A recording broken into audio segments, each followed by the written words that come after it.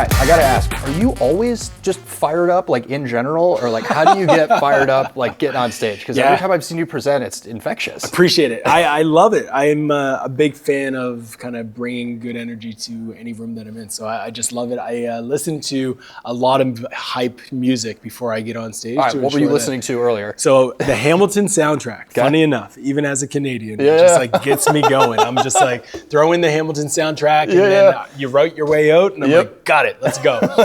So that's like my go-to track. Yeah, it's fun. So I unfortunately did not get to see your talk because we were here. How'd it go? It was awesome. The feedback's been great. Like that's the main thing for me. It's like I have two metrics. Do I get a lot of messages after people saying it was great? Or do I get a lot of people increasing their phone and raising it up to take pictures of slides? And a lot of people did. So that tells me it must have been good. Both things you can't really measure, or at least that easily, but it's usually gut feeling, right? 100%. It's all based off of the gut and like getting a sense of the vibe, and the energy's been great. So I feel like it's so weird not seeing you in your sick chair because like I always feel like I see in the back of your. I always got that big chair. It's like it's always true. Like, Like the gamer chair. The back is like way lower than it should be. I know, 100%. I don't know what's going on. It's different. Where do I put my hands? Exactly. So remind me again, Foundation is working with which types of B2B companies? Yeah, so we work exclusively primarily with like B2B SaaS. So when we're working with brands, it is everything from early stage all the way through to publicly traded IPO'd companies. A lot of the early stage folks bring us in to do like strategy work up front, and then we train their marketing content teams to kind of run the engine.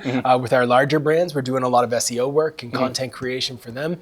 Top of funnel, bottom of funnel, and then also supporting them in something that a lot of people don't do, which is distribution. So that's running distribution playbooks on different channels like LinkedIn and Reddit and Facebook and all of the various places. And it's mostly organic, and it's been great. So I'm gonna let you get on your soapbox for as long as you want to stay on. Okay. Why do so many B2B companies sleep on distribution? I think it's because a lot of them have organizations that are built around like the production cycle of content being an asset. And what they do is they get into this cycle where they believe that pressing publish is success. So when they do that. When they think that the life cycle of a piece is actually considered a success when it goes live, and that is the end of that asset's life cycle, they fall into that trap. And a lot of them are on the hamster wheel. And I see why. Like on LinkedIn, you see people talking all the time. Create more content, write more blog posts. Like these are what you got to do. Everybody needs to create content. But they don't realize you actually have to market the content that you produce. Content marketing is two words, right? Like I've seen this over the course of my career. I've been in the industry for a long enough time to know that there's a lot of content agencies that go out and they sell themselves as a content strategy, and then they give you a content calendar in Notion with a few keywords, and they say, this is all we're gonna do. And we're gonna win. And then clients listen, and it sucks. Because like if you go back to circa 2013, I probably was that guy saying the same thing. But you have to recognize that that playbook doesn't work today. We have buyers who are spending time on different channels. We have buyers who are more sophisticated than ever before, where they are more informed, they want access to information, and we can't keep running these same playbooks. You have to distribute the stories. And a lot of brands will say, that's too much work. Yes, but that is why you have to recognize what things are within your circle of control and where maybe you should actually outsource it to someone else or bring in a freelancer or a partner to run your distribution side. If you have great thought leaders who are creating ridiculously good content, let them do their thing. And then pass that content off to be repackaged and repurposed by people who are able to understand the different channels where they can spread it. And if that's not in the cards for you, then sprinkle AI on top of everything. AI makes it so much easier today. You can leverage AI tools to take one blog post and turn it into 5 social posts that you don't need to send in 1 week. You can schedule it over the course of a quarter. You can take one YouTube video, one podcast, and repurpose it. There's AI tools that will literally take our conversation, transcribe it, and then turn it into social posts, turn it into clips, all those things. So to me, I don't think the excuse should exist anymore. I think there's no way it should exist. It should not exist. Like you have to do more with your pieces of content after you go live with it. Like when I see beautiful guides like this, I'm like, this is gold. Oh, that's going to be like probably 10 to 12 months at minimum of content. Exactly. Easily, because you folks did the hard work to find great insights, great research. So it would be a shame. You would actually be doing a disservice to your audience to let it live and die in this document and then not talk about it. It would be a disgrace, because what you need to do is recognize like there's probably ideas in here that could help a professional achieve their goal. And if you don't repurpose it and reshare it, then those people are going to continue to struggle and suffer from a problem. You shouldn't do that. Like, you should take it, reshare it, repackage it, and that's what more brands need to do every single day. So if I would have been in the room for your talk, I probably wouldn't be asking this question because I assume that it was in your presentation. What are some of the tools that you're using on an AI front to help you with this right now? So we're big fans of both Jasper and Copy.ai. Those are two tools that we use a lot. They've kind of been, in many ways, like the frontier of the AI copywriting and content creation tools. So we use those. We use Claude, ChatGPT, those types of things. But a few of the more niche tools that we use that we get a lot of value out of are things like ElevenLabs. So ElevenLabs is an AI tool that will create a synthetic version of your voice. And if you press publish on a blog post, for example, that blog post lives and it exists.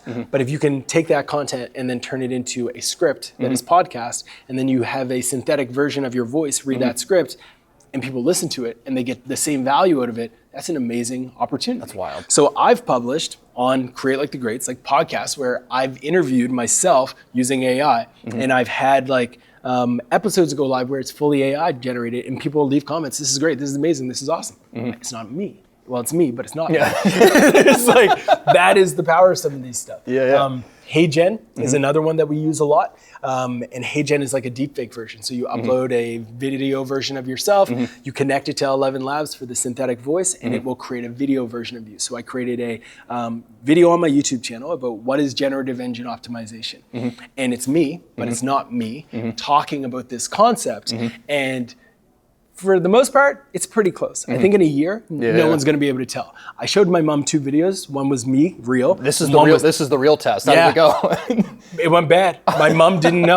She didn't know. My mom thought the AI was me, and she was so confident. She was like, "That's you. I know myself." I was like, "Oh goodness, this is bad." So we had to have a conversation about a safe word where I was like, "Mom, if somebody calls you, it doesn't sound. It's me. Here's the joke that you have to ask me." So yeah, I think we're going into a wild time. So HeyGen is great. ElevenLabs is great. I'm working on a product called Distribution.ai. It's open for a waitlist right now, which is going to do a lot of the stuff that I've been preaching for years and just give it to marketers to be able to upload their podcasts, upload their blog posts, and just let the distribution take care of itself. So we're still in early stages of building it, but I'm excited for it to come out. That's awesome. Are you just like cloning yourself, or like how are you doing much? this? It's, like it essentially. I'm not kidding. No, it does.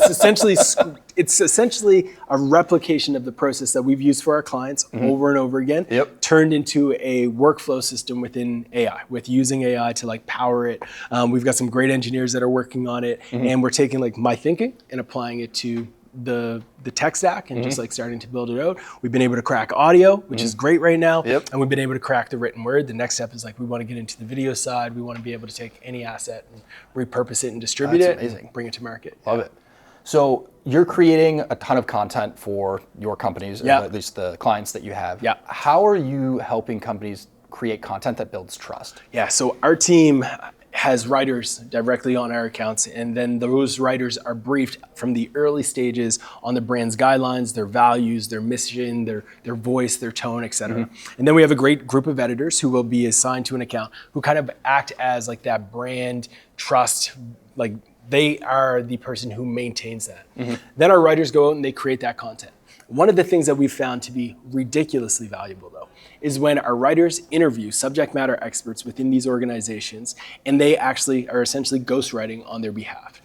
2 magical things happen. One, they get insights and ideas that they never would have came up with as a writer who was typically engaged in their niche. But now they are able to pull direct quotes from somebody who's in the game, in those niches and in those industries. The second beauty of it is the author on those pages gets to be that individual. So this person might be a subject matter expert who has a specialty in a certain niche that like only their niche cares about. They're more likely to share it on social because their name's associated with it. They feel great. You know who also loves that? Google. Because Google says the person who wrote this piece isn't Ross Simmonds. The person who wrote this is Mark, who is has a background in user research, blah, blah, blah. This is a genius. So then what Google does is they have this thing called double E. Experience, expertise, authority, and trust.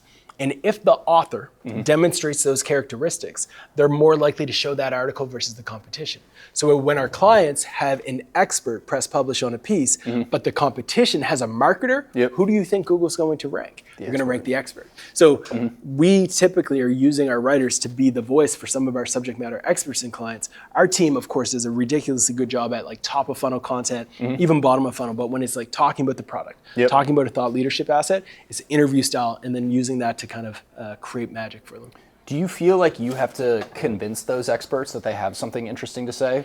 Yeah, a lot of time. There's like, and this is in every industry, right? Like even amongst marketers, like imposter syndrome is real. It's a real thing. Yeah. Even marketers are like, oh, I don't have anything to say, yet like you could go on for hours talking about your area. Yeah. So you do have to have those conversations with them. Ideally, you can like do it as a group. What we have found to be the most successful is you bring the subject matter experts to the table, and we always think about content culture within organizations. And we do educational sessions to teach the thought leaders, the subject matter experts about the value of content online, on the website, like elevating everyone. And when they start to see that and grasp it, the fear goes down and the intrigue goes up. So we host like these sessions where we'll teach them about the ROI of past things that their brand has done and their business has done, how it translated. We'll show competition. That always gets people excited because they're like, wait, our competitors aren't going to do this better than us. And then in academic circles where it's very technical, we like to show like journals and like people talking about that. And we talk about the benefits of profile, and then they get bought in. Love it. So you mentioned ROI. Measuring content's impact and ROI is tough. It is. How do you think about it? Because there's no magic answer. No. We think that every piece of content should be created with intent. And before you press publish, you need to have a brief that outlines the intent of the piece. And that intent should be rooted in the marketing goals, which should be rooted in the business goals. So when we press publish on a piece, sometimes it's pure play SEO, and we're just trying to generate organic traffic, which is going to lead to brand awareness, and then we make that clear. So that asset was invested in for the purpose of organic traffic. So that's what we're going to measure. However, if we create a case study, and that case study is intended to influence pipeline, then we are going to optimize it and write it in a way that is going to lead to an increase in MQLs that we would hopefully get access to their CRM and be able to say, did the number of people who downloaded or watched this case study ultimately turn into pipeline? And then we would track that.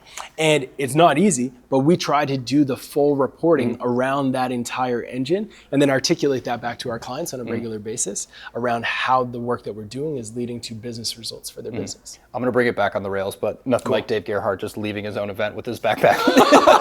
He's like, peace out, I'm done with this. I'm good. I'm done. I got my ice cream, I'm leaving. I'll see you guys in a few. So you mentioned writing case studies in a specific way. Maybe it's the secret sauce. How do you think about that? Because people generally are a little skeptical of case studies. True, and I see why. Like when we think of case studies need to be educational, engaging, entertaining, or empowering. And what we mean by that is educational in the sense of it should feel like you're reading a blog post with a story attached to it. A lot of people make the mistake of being very boring and very basic with their case studies and not really telling me, not having a hook. Just saying problem, solution, results. And when you say that's pretty much the norm. Pretty much the norm, right? Like you need to hook people with an introduction paragraph that has AIDA, attention, interest, desire, and action, and you hook the reader into that. Then you're going to articulate to them within the case study the story around why they came to you. Here's another thing that a lot of SaaS people make the mistake of. Don't badmouth your client and pretend that you are like this angel who came from the heavens above and were like able to save the day. It happens so often. They're like, they write these case studies and it's like, they were sucky. They were horrible. Everything was wrong. Why would they ever share that? They're not sharing that with anybody because you're bad-mouthing them. So we always say like, make it empowering. Make them feel like they are the hero in this story, so they're going to share it. I just got a Slack message from the team and they were like sharing a screenshot of one of the clients who read one of our case studies and they were like over the moon. And it's like, that's the impact that you want. You want the person who is the case study to read it and say, this is going to maybe get me a promotion. This is maybe going to get me into new rooms. This is going to get me into my next company because look how innovative I was to use this company. You want to make them the hero. So that's kind of the approach that we take. I love that. And when you're writing a case study or for the companies that do and badmouth competitors, it's a worse look on you. It does. It looks horrible. I've done that, or I've read those before, and I was evaluating the company. I'm done evaluating the company. I'll go look somewhere else. You're not going to write about me like that. No. No, exactly. If you're saying that about them, like, what are you going to say about me? Exactly. Yeah, that's crazy. So true. Yeah. So we just launched this original research so yesterday. Excited for it. Congrats. It was a beast. I'm glad that it's done. I love it. But there were some crazy things that we found. I think one of my favorites was that 9 out of 10 sellers wish they had better customer evidence. How can companies fix this? Yeah, I think it starts with shifting the internal culture around like what they should invest in. Like so many organizations focus on the shiny thing. And they don't focus on the fact that like people want to hear from their peers and what they believe about a product and about that. So like be intentional with it instead of always thinking, okay, we need to invest in just like trying to go viral.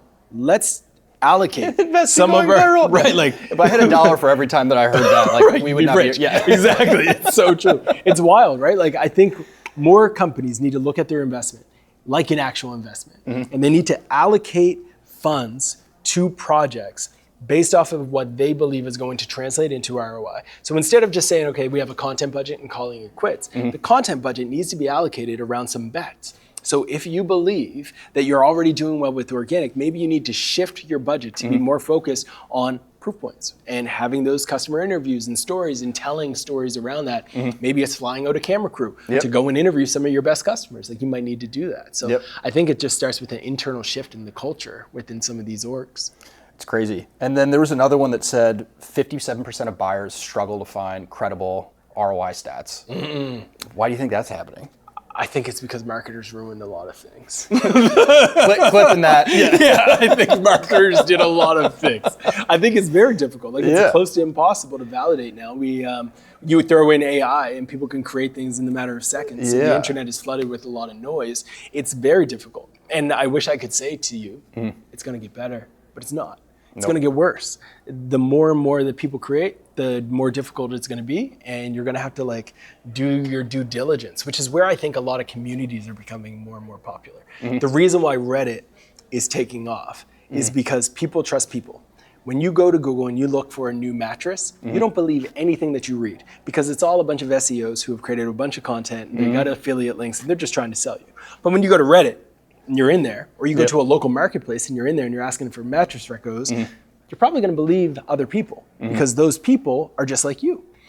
Versus the SEO who's trying to manipulate you. So I think communities are actually becoming a more trustworthy place amongst creators when it used to be Google. That's a big problem.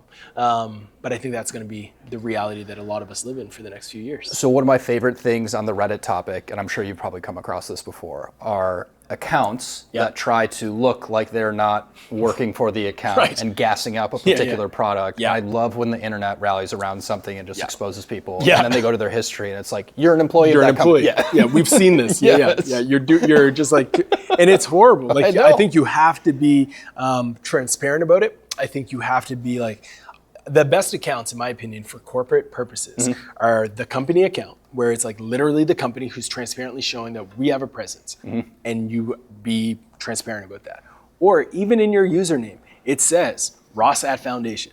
And that way it's clear to folks, like, I have an agenda. Because if you don't, and people see you like trying to talk something up, they're going to tell you where to go and how to get there. So I think being transparent is the key on Reddit. Well, and people are smart. Like, they're going to see right through your agenda if you don't just like... one click. So I just don't understand why people do it. One click. It's so true. This was awesome. I have a blast talking with you. Fun. We should do it again. 100%. I would love to. Thank you so much for having me, and thanks so much for what you do for the industry. It means a lot. Appreciate it. Appreciate it.